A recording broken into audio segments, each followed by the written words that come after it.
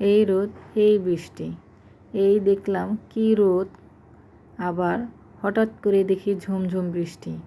এই ঝুমঝুম বৃষ্টিতে কি খেতে ইচ্ছে করছে বলেন তো? বলতে পারছেন না? আমিই বলে দিচ্ছি। ইলিশ পোলাও হলে কেমন হয় বলেন তো? আসসালামু আলাইকুম, সবাই কেমন আছেন? আশা করি নিশ্চয়ই ভালো আছেন। আমি আলহামদুলিল্লাহ ভালো আছি। হঠাৎ করেই দেখলাম ঝুমঝুম বৃষ্টি পড়ছে, তাই ভাবলাম ইলিশ পোলাও হলে মন্দ হয় না। কিন্তু যেই ভাবনা সেই কাজ, তাড়াতাড়ি চুলায় বসাই দিলাম ইলিশ পোলাও। চুলায় একটা কড়াই বসাই দিয়ে দিলাম তেল, দিয়ে দিয়েছি পেঁয়াজ, কাঁচামরিচ ফালি সুন্দর করে ভেজে বাদামি কালার করে দিয়ে দিলাম আদা রসুন বাটা। অল্প একটু আদা রসুন বাটা দিয়ে দিয়েছি, কারণ ইলিশ মাছ তো আদা রসুন বাটা একটু কম দিলে অসুবিধা নাই।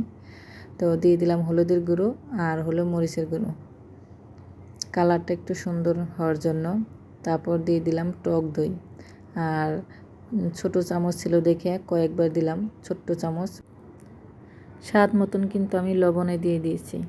আর এই হলো ইলিশ মাছ। তো অনেকে দেখলাম যে ইলিশ পোলাও রান্না করার সময় মাছটা ভেজে দেয়, আমি কিন্তু কাঁচা ইলিশটাই দিয়ে দিলাম, ভাজি নেই, একটু ভুনা করে নেব।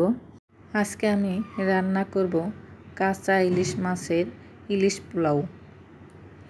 সবাই কি ভাবছেন যে আপু রান্না করলো, তারপরও কেন আবার বলছে কাঁচা ইলিশ মাছের পোলাও? রান্না তো হইলেই। আমি অনেকের মুখে শুনেছি ইলিশ মাছ যদি না ভেজে রান্না করে তাহলে বলে কাঁচাই থাকে, দেখতে ভালো লাগে না কাঁচায়। তো আমি যখন ভাজিনি তাহলে তো এই মাছটা আমার কাঁচাই রয়ে গেল, কাঁচা ইলিশ মাছের পোলাও। যাই থাক, যে যেমনি খেতে পছন্দ করে, আমার তো এইভাবে খুব ভালো লাগে।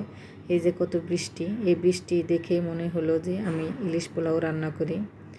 এই যে আমার ইলিশ মাছ কিন্তু ভুনা হয়ে গেছে অনেক সুন্দর।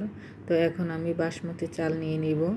তো এই বাসমতি চালটা আমরা কিনে এনেছিলাম, খোলা চালটা। আগের বার যে রান্না করেছিলাম সেটা হলো প্যাকেটের ছিল। চাল তো সব একই রকম, কিন্তু প্যাকেটের চালটা ছিল একটু গিরান বেশি, আর এই চালটা গিরান খুব কম। যেমন পোলার চাল খোলাটা গিরান কম, আর প্যাকেটেরটা গিরান বেশি লাগে এই। তাছাড়া চাল কিন্তু সব একই রকম সেম। তো আমার বাসমতি চালের পোলাও হয়ে গেছে। এখন আমি একটা কড়াইতে পোলাওটা আমি বিছিয়ে দিব। প্রথমে বিছিয়ে এক পিস মাছ, একটু ঝোল দিয়ে দিলাম, আবার দিয়ে দেব পোলাও দিয়ে মাছটা আমি ঢেকে দেব সুন্দর করে। তারপরে আবার বেরেস্তা ঘি উপরে দিয়ে দেব। ঘিটা ফ্রিজে ছিল, এর জন্য সব জায়গায় যাচ্ছে না। তো গরমে একাই গলে যাবে, অসুবিধা নেই। আমি আবারও ইলিশ মাছ দিয়ে দিচ্ছি। এইভাবে আমি 2টা লেয়ার করে দেব। তারপরে সব ঝোল সব দিয়ে দিলাম। তো আবারও আমি চাল দিয়ে পোলাও দিয়ে আবার ঢেকে দিচ্ছি। ঢেকে এখন বেরেস্তা দিয়ে ঘি দিয়ে একদম দমে বসাই দেব। 30 মিনিট পরে আসলাম, ঢাকনা খুলে মাশাল্লাহ আলহামদুলিল্লাহ অনেক অনেক সুন্দর হয়েছে, আর খেতেও অনেক মজা হয়েছে।